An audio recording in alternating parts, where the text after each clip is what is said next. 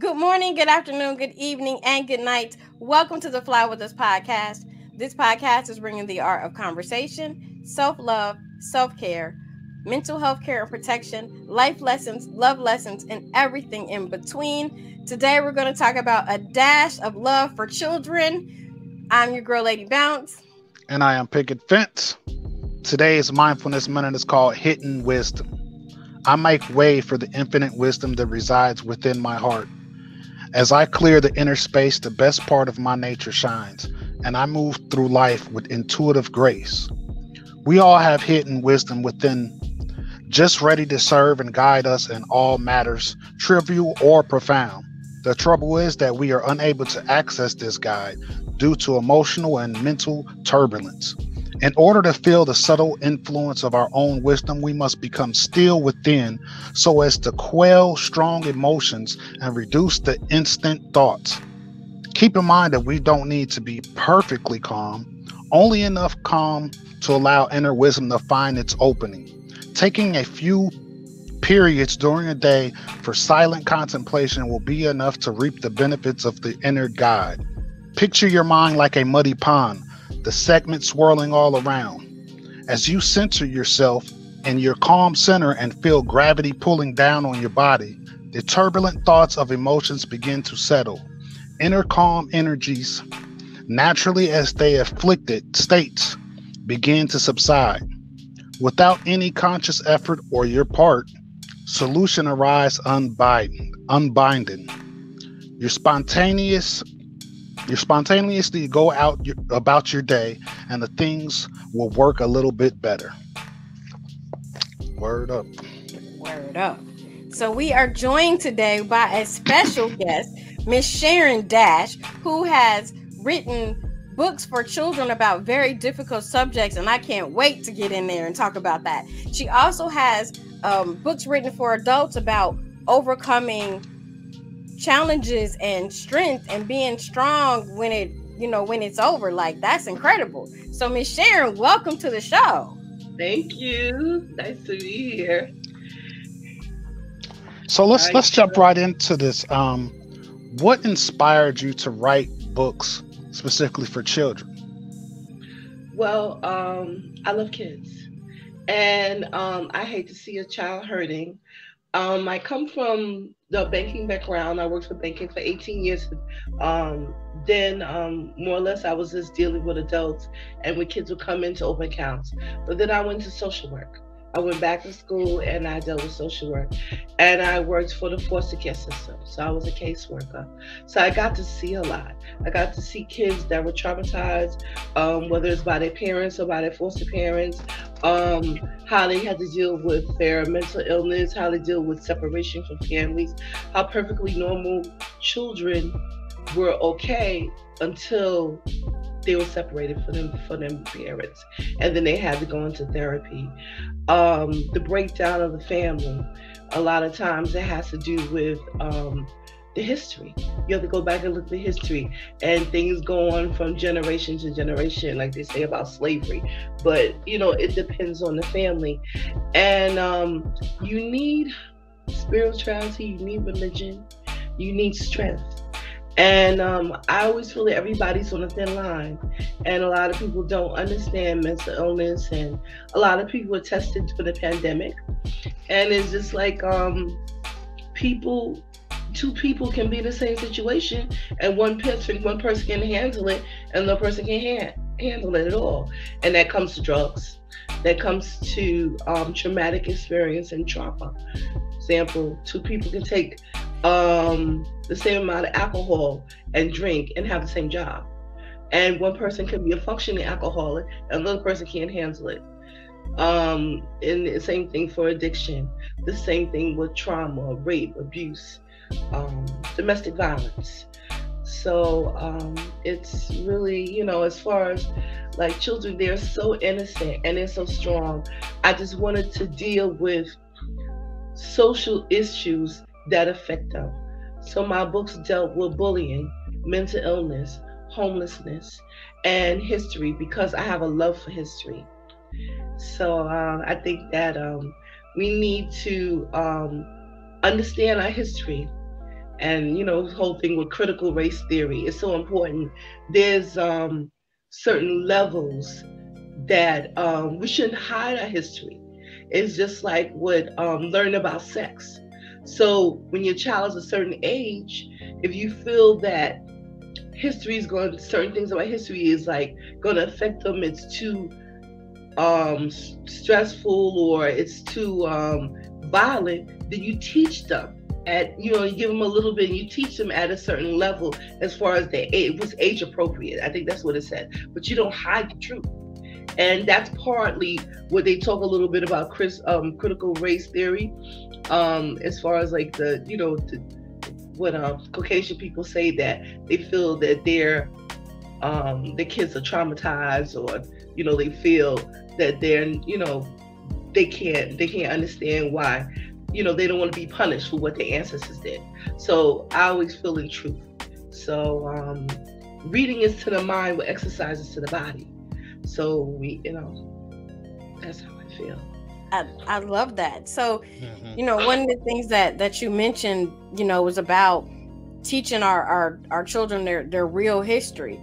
That is such an important thing. And I hate that we have this big debate now in the country of critical race theory is wrong or it's right, or, I wish that we didn't put a label on it and we just taught history the way that it should be taught. Keeping in mind, the age appropriateness of certain subjects and how far you break it down, or how deep you go into the subject. Kids do need to know. I didn't really get like good Black history until I got to college. And it was because I went to an HBCU that I got like the real story. But all through my childhood, I got those watered down textbooks. So when I got to college, I was like, wait a minute, y'all been hiding the truth all this time. Like, why don't we know these things, or why aren't we teaching these things? And some of the harshness, the harsh realities, we don't need to teach the children, of a certain age. But kids in middle school and high school, they need to get, maybe some of these raw facts. And maybe, just maybe, getting some of those raw facts will change their behaviors and how they look at the things that they do when they realize that so many people in their ancestral lineage went through hell just so you could live, and you want to be out here living like you ready to die all the time. I just think that we need to be telling them the real, and maybe it would change some of their behaviors. Yeah, I got a lot of history because my father, both my parents loved history. They're from Alabama. But it's really so true because the history we learned about, like the Civil Rights Movement, Constitution, American Revolution, the kids, they are introduced to it in elementary school and kindergarten. Then that's something that they learn over and over and over again. But they skip the parts. It's like we didn't know about Seneca Village. We didn't know Central Park was owned by, there were Black people that lived in Central Park, and it was taken away from them, and it was sold, but Black people were there. We didn't know that there was a Black Wall Street. We didn't know all these things that in school. We didn't know that Black people built Wall Street. We didn't know that Black people built the White House. All these things that you are not in the history books that need to be rewritten. I remember school, my dad told me, but I'm like looking at the history books. Oh, we were there around the American Revolutionary War. Yes, we were. We were there. We fought. We were, always in the service, but we wasn't appreciated, but we were there. Right. Definitely. One of the other things that you touched on is about our mental fragility. We actually were interviewed for our local paper a few weeks ago, and I said that same thing, that people don't realize how close we all are to a mental breakdown. We are literally one crisis away from a total mental meltdown because we deal with so much as women, as people of color, people in general. And like you said, the pandemic threw us all, into a tailspin. And I think for the first time that everybody was on an equal playing field mentally once the pandemic hit, because nobody knew what to do. And we were a little bit more united as people and less about race or gender or color, because we're all just trying to figure out how to survive and come out of this with our mental health intact. So Well, that's something that's really important. yeah, there's different aspects of mental health as far as like when you're dealing with mental health, a lot of people treat it as a stigma because really it's the brain is sick. So a lot of people don't understand that it's like cancer. But you have a brain tumor, but the brain is really sick. As far as going back to the pandemic and dealing with certain things that a lot of people, again, it goes back to how people react. People were secluded. They had to stay in their homes. They couldn't come out for a certain period of time. A lot of people can handle that. They took it as a time off. Okay, I'm in my house. I'll read. I'll clean. I'll or reorganize. I'll make a new project or whatever of what something I want to do. I'll meditate. A lot of people, you'll get bored after a while, but people, I could find something to do. And then a lot of people, it drove them crazy. It's like they were in prison and they're in a tiny cell, but they were in their home and they had to get out and they became angry. So it's like two different people, but why couldn't you stay in your home for a short period of time or however long and just relax and just find something to do? It's so hard. It's like the whole thing with the mask. I remember I was watching the news, and I don't know how you feel about the mask, but it's uncomfortable. I have asthma. You don't want to wear a mask. You want to be free. I never thought in my life we would be able to see the way things are. But one woman said, "Oh, I can't take it." She's ready to fight. My child needs to take this mask off because I want to see them smile. Like, what kind of crap is I don't really, what do you mean you want to see them smile? Yeah, of course your child has a beautiful smile. You want to see your child smile. But what's more important? Your child being here, your child being healthy, or their smile. There's this smile. You don't have your child wearing a mask for a short period of time just because you want to see them smile. Now I understand if they're one, that's different. It's very hard because that's a child. But you're talking about kids at elementary school. They need their mask. You put a little cartoon picture on the mask, they'll be all right. They'll adjust. They'll be adjusted as anything alike. But at least it'll prevent them from getting certain. It's an extra prevention. For them. So yeah. Definitely. Tell us one of the your biggest challenges as far as being a consistent writer, and how do you overcome those challenges? I guess more or less since I just started in 2019, well, I had to overcome some health challenges. I have mobility issues. I have CHF and lymphedema. So I took on writing, and my creativity is there, but sometimes it's a matter of getting it organized and getting on paper.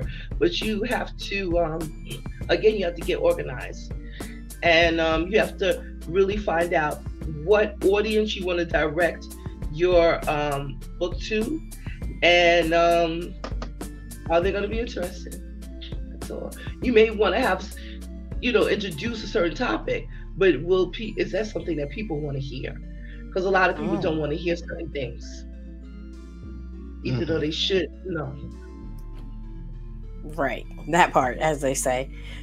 So, since you touched on it, why tackle such deep topics when it comes to children? Because typically we as adults, we deal with the fray and the drama of the world, and we think kids are just oblivious to it, and nobody's talking to them. So why did you decide to tackle these deep subjects with children? Because they need to know. So as far as bullying is concerned, again, avoidance. We've lost so many kids to suicide because they were bullied. What goes on, a lot of teachers, either they don't see the signs or they ignore. And then again, it goes to how certain kids react. Back in the day, I guess especially with fathers and sons, someone's bothering your child, you're like, oh, you better go in there, and they hit you back. You better go in there and handle your business. You better do this and do that. Not all kids are strong in that way, and a lot of kids wind up committing suicide. and for whatever reason, they're constantly bullied. And bullying has always been, but a lot of times it's worse. Words hurt. Words hurt. And, it's a matter of self-control. Even with, I guess I'm going to throw something that happened recently with Will Smith and, the comedian. Chris Rock. Chris Rock. I'm in between two sides because obviously violence is not the answer, but Will Smith was never that type of guy. He always seems to, to be mild-tempered, knows how to handle himself, and I was really surprised at what he did. But then he was hurting. In the Bible it says the tongue is vicious, and it was vicious to Jada, but she seemed like she was more tough than he was. Like he was embarrassed or hurt for his wife, and he felt the need to protect her. Chris Rock, maybe he should have did his research a little bit more before he touched on it. But did he really say something so harsh to her? Did he really make fun of her being bald? I think he just compared her to a superhero character. So he really didn't really say anything, oh, well, she's so bald or whatever, against somebody. And I don't know if he knew. There's, back and forth as far as whether or not he knew. But then for Will to get up on the stage and to hit him, I read some things about Chris Rock that he was bullied and he was teased for a long period of time. And what he did was one day he put bricks in his bag. And so when that person wound up bullying him, he wound up fighting back these guys. And he put one guy in a hospital and he almost died. And he lost his temper. So to that day, sometimes some people are afraid of getting to that point where you lose it, because you could really hurt somebody and its consequences. So think about how some men or how some women react. Will comes in, he didn't do the fist, he smacked him, he embarrassed him. He didn't react, Chris Rock, he didn't hit him back. He continued on professionally. Maybe because it was so traumatizing for him, he says, I'm not gonna lose it, because who knows whether or not I may be stronger than Will, but most likely, you're going to go by sides. You don't know how that will work out. And I don't want to hurt him. But then also maybe he wanted to keep his, professional and not do anything. But it was traumatizing and embarrassing for Chris Rock in that sense, because it's happened to him before. So, people don't look at it also and from two perspectives as far as that's concerned. But, yeah. Well, it took me a minute I had to go back and watch it a couple of times because I thought it was a joke. I did too. It took me a minute. I was like, that was planned, and I was like, no, maybe that was real. And I was like, nah, that was a joke. They was playing, because he kind of smiled. They both kind of smiled after it happened, and while it was happening, I was like, they planned this out, and I was like, okay, well, maybe they did it. Will chuckled at first when the joke happened, but then he saw that it hurt Jada, and then he felt like the aftermath. He had a late reaction, and then that reaction made him wanted to go up and, I guess, do what he did. He lost it. Yeah, but I actually thought Regina Hall's joke was worse than Chris Rock's joke, because her joke was a direct, jab at their marriage. So to me, it would seem like, if you was gonna get mad about a joke, you would have got mad about that one. When she well, Will, you married, but Jada said it's okay, you can come on back. Nah, wait a minute. So yeah, it was the whole thing was weird. But like you said, it goes back to being previously traumatized, and you don't know how what you say can trigger somebody else's past trauma. So we all should be, more careful with what we say to people and how we say things to people, because people, are fragile, and you don't know what that other person is going through when you go to make a joke about something. Yeah, because another man probably would have hit him back. Yeah. Another woman would have hit him back, and then it would have been a brawl. No, I'm just saying. Definitely. Definitely. Some men are not going to stand there and let you do that to them, and they're going to just smack you right back. And maybe it might be the end of it, smack for smack, but some people are just not gonna take that. And that doesn't make it right, but it's just the way it is. So Definitely. So, with all the work that you're doing and putting into these books, what is something that you do for yourself for self-care? Music. I love music soothes the soul. I always say I just was whether it's gospel or R&B. A lot of times the words of song are so meaningful. I um I lost my dad in 2019, and he had lymphedema, but he had heart issues, and he was sick for a little while. And then I had a recent shock where I just lost my mother January 30th. And it was a shock because my mother wasn't really ill. She was walking and doing better than I am. And she wound up having cancer. And they really couldn't find everything that was going on with it. Wound up being pancreatic cancer.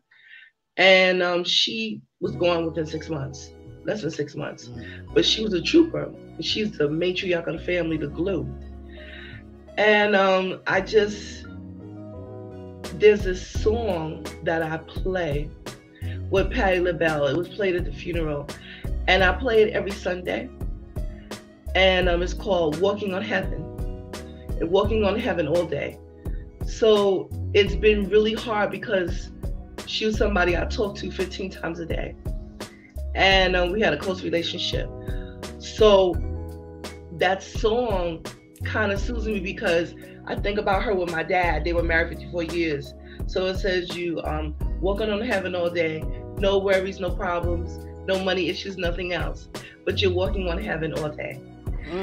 And my dad, when he died, I had a song with Sam Cooke, A Change Is Gonna Come. He loved that song. And I would play that. And then another song, I Can't Complain. So anything, I just find a relation to song to soothe. With my books, I have two promotional videos. I think I sent it to you. But there's a song with Whitney Houston and Mariah Carey. And they talk about how miracles, when people, miracles you want to achieve, and you just got to have faith. And I felt that way through my journey because writing was a journey, being an author was a journey, things that I wanted to do. And a lot of times you have to have faith in yourself. You can ask people's opinion. People can look up things and do that, but you have to have faith, realistic faith in yourself. And you can overcome many obstacles. So that song resonated with me. It's kind of also like Marvin Sapp, I think he said, I'm trying to think of the song. No one would believe me, my uncle, my mother, something like that. It was a song like that. And I those songs just resonate with me. Just any song that has true meaning to my life or to a journey. And it could be happy or it could be sad. So music really does it for me. I like that. Yes, it does it for me too. That's my favorite. Yeah. Yeah. Back So in the day, go ahead. I was gonna say, tell the people how they can get in touch with you and buy your books. My books are on Amazon. All 5 of my books on Amazon, and then my one adult pamphlet book that's on about mental illness is and parents dealing with kids with disability, all on Amazon. So you can just put Sharon Dash, and they'll come up. I have okay, I'll show you my books. Mommy, Why Are My Sister's Friends Avoiding Her? This is about, it's a series with 2 sisters, Dominique and Justine, and it talks about bullying and mental illness. What happens is Dominique is very upset because her sister's being bullied. And this starts off her sister's being bullied because she has long hair. And she's bullied by kids of different race and also of a color, saying that Black people can't have long hair. You must not be Black. and she's not biracial or anything. And Justine is so innocent, and she'll say, "Oh, my mother told her, all you gotta do is condition and take care of your hair, and your hair will grow." And she was constantly bullied for certain things. So Dominique could not understand, and Dominique had a different way of looking at things. She wanted to beat the kids up. She wanted to scare them. So Justine said, "Oh no, you can't do that. That's not the way." And they introduced like Martin Luther King, as far as like reminded her about how things, how you approach things in a nonviolent way. And then Dominique had to deal with realizing that her sister developed a mental illness, and she had to understand. And there's a stigma with that, and a lot of people, parents and kids, they run away from that. And a lot of kids with disability have to deal with losing their friends and losing being alone and not have people understanding what they're going through. So these two sisters and the family touch on, it's not too deep. It just touches a little because it's a kid's book, but it introduces it because kids need to know. They need to understand because they're kids in elementary school that are like that. Mm-hmm. This one is in bilingual version and also in English version. Oh no, my friends are homeless, and it touches on homelessness. Again, my two sisters, Dominique and Justine, they have some friends that become homeless. They go outside to the park with their father, and they go get some ice cream and everything, and they find out that their friends are in the park and with their family, and they just got evicted. So they learn about homelessness, and the community comes together to help them. But it only doesn't touch on the community, it touches on your public officials, your assemblyman, your councilman, your senator, all your congressmen. All these people have offices within the community. And why are they there? They're there for you. They work for you. And a lot of adults and parents don't realize that these are the people sometimes that you need to go to, that they can help you, they can direct you, they can give you resources. So it touches on that, where Dominique and Justine and a couple of the friends that are evicted, they wind up talking to an assemblyman, and they learn about that. And they learn, when I read this book in an elementary school in Brooklyn, because I live in New York City, I said, well, if you have a fire in your apartment and your apartment is destroyed, you become homeless. If there's an earthquake and your apartment is destroyed or home, you become homeless. So they don't realize that homelessness is not that man or woman that's laying on the ground on the street and they look like, certain things. It's families, it's kids, it's children. It's not labeled to one group of people. And Los Angeles and New York City has the highest population of homelessness. So it's everybody, and you gotta, like people say, you one step away from as far as mental issues. Most of us are one step away from being homeless if you live in paycheck to paycheck. So that's one thing. And we're going to the pet store. This book is still with the series, Dominique and Justine. I named the pet store after my husband, Greg. And this one is really basic and real simple for very young kids. Dominique and Justine go to the store to get a pet, a Bichon Frise. Now I touch on this because a lot of people love their animals, and animals are emotional support. So we talk about how emotional support animals are.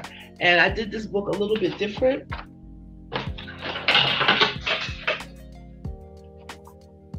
I drew my pictures. So kind of like, I don't know if you're familiar with like Diary of a Wimpy Kid. I didn't use professional illustrators, so I'm just starting out. So it was a way of being creative. So I did that through my books, but also I actually put pictures of our pet. So it's a mixture of real pictures and my daughter learning and walking with her dog. Cool. Yeah. Cool. That is awesome. The last book this is my favorite book. I ventured to the African burial ground. This is a burial ground that's in New York City. And because like we talked about before, how African Americans were here on in New York City. There were slaves, not just down, not just in the South, and during the 1800s, and during the early 90s, they found a burial ground where the buildings they were building, and they found like thousands of skeletons of African slaves. So they made it sacred grounds. So then they built a museum, and I dedicate this book to my parents, Reverend Robert Brown Jr., because my dad was a reverend, and his wife Betty, and it talks about the African burial ground and the community center, which I made my parents characters in the book. So from this was like the last book. So every book from on, I have my parents as characters. So at the burial ground, it talks about for all those who were lost, for all those who were stolen, for all those left behind, for those not forgotten, and those dealing with the slaves. And my one adult book, which is the last one, I don't have that with me here, but it talks about the strength of togetherness. So it deals with about people with disabilities, whether it's Down syndrome, ADHD, autism, mental illness, bipolar, schizophrenia. The thing about with parents, the thing about it with everybody, like everybody talks about such a stigma, you see different shows, and a lot of times people are talking so much about it now, is that we're afraid to talk. We're afraid to acknowledge some things that are going on with us because they label people. And this book talks about how I used to do workshops for NAMI, National Institution for Mental Illness. And it was workshops where you have parents and you talk about the different things that you go through with kids, or just maybe dealing with that parent who has dementia. And support groups are so important because you need to know that you're not alone. And in order for you to know that you're not alone, people have to talk about it. And you can't worry about what people say. You have to teach. We have to learn from each other. And a lot of times, I mean, I can't speak for any other community, but in our community, even like a PTA, I just went to the PTA and we need to, do these things. Did you know that we can be on a leadership team in the PTA, teachers and parents, and we can have say so as far as how the money is allocated in school? But no, we if you don't tell somebody and you don't spread the word, how are we going to know? How are we going to know how to deal with or look for certain signs about mental illness or all these different things for autism if we don't talk about it? And teachers need to be educated more than what they are because they ignore the signs. And parents and teachers need to work together. They definitely do. Definitely need to work together. And that's why one of the reasons we, started the show, so we could talk about those different issues. And one of our biggest segments, which we're about to get into, my favorite segment, doom, doom, doom, doom, doom, brain science. Oh God. All right. So we've been talking this whole show about how to tackle difficult subjects when dealing with children. So I'm going to give you 5 quick tips to tackle difficult subjects when you're talking to children. So in a world where even little kids learn about horrific subjects, it's important for parents and other adults to put things in perspective, field questions, and give them good information as you search for answers together. So the first thing you want to do is, based on the age of your child that we're talking about this difficult thing with, you want to keep the news at bay. If they're 5 or 6 years old, you don't want them watching the direct story from the news. You want to decipher and maybe give them chunks about what's happening, what happened with the tragic event, mass shooting, you name it. So be careful about how much you share based on the age of your child. Obviously, if you have high school kids that are almost grown, you can go a little bit deeper. Second, you want to address their feelings. Validate their feelings. Happy, sad, angry, whatever it is. Allow them to have those feelings and don't tell them that their feelings are wrong.